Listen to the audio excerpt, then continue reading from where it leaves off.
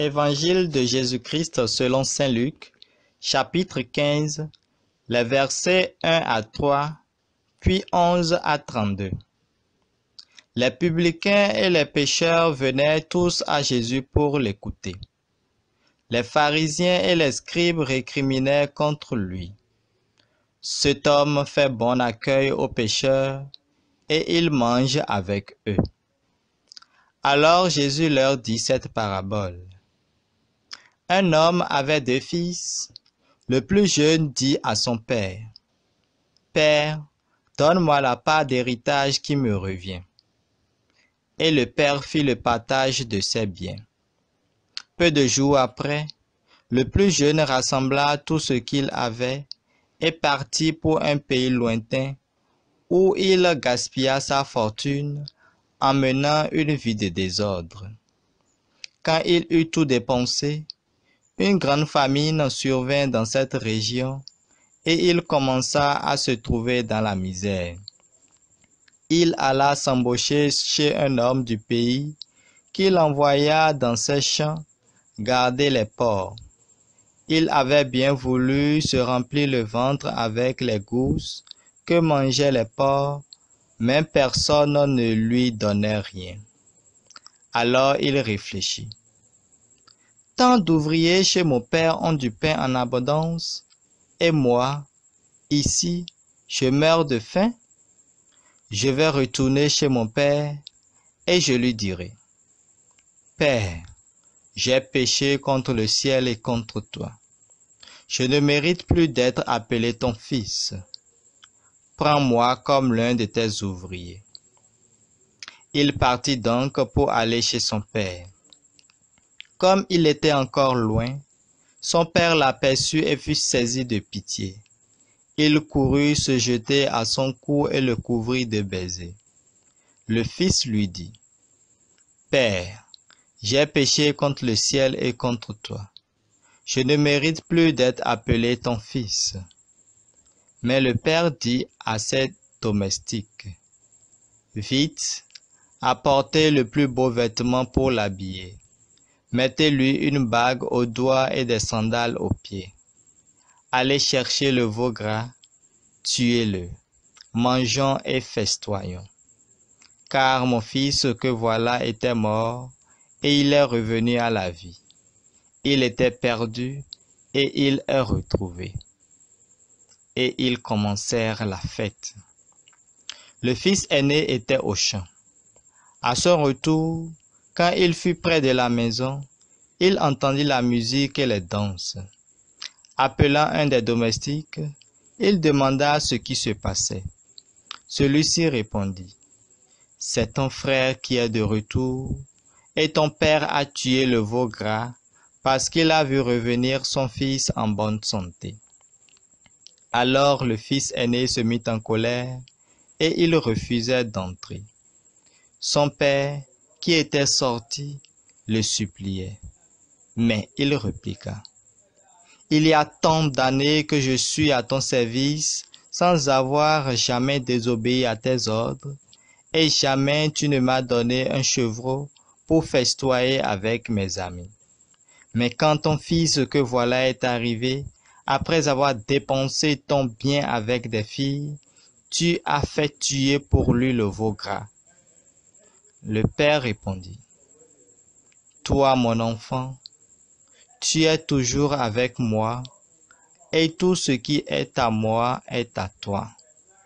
Il fallait bien festoyer et se réjouir, car ton frère que voilà était mort, et il est revenu à la vie. Il était perdu, et il est retrouvé. » Acclamons la parole de Dieu. Méditation. Thème de la méditation. Mangeons et festoyons, car mon fils était mort, et il est revenu à la vie.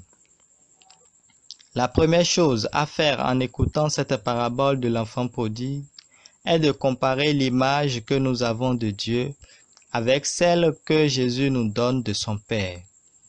Le premier but de la parabole est en effet de nous apprendre qui est Dieu.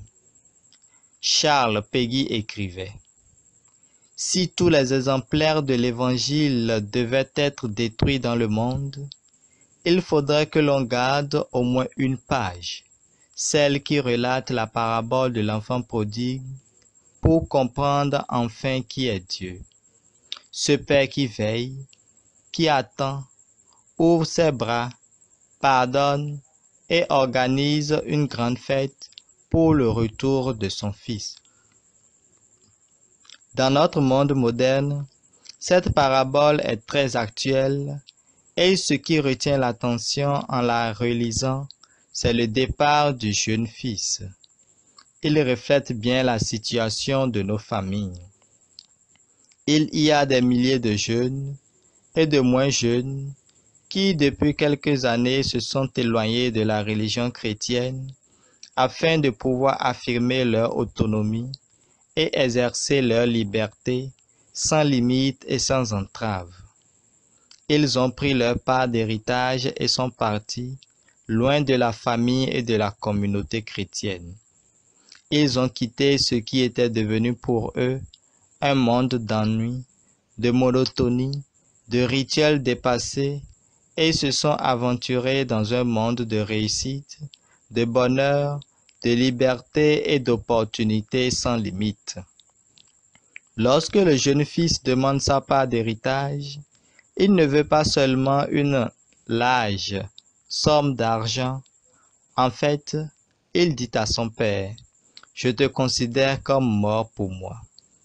C'est pourquoi je veux avoir maintenant l'héritage auquel j'aurai droit après ton décès. » Combien de chrétiens ou d'ex-chrétiens vivent aujourd'hui comme si Dieu était mort?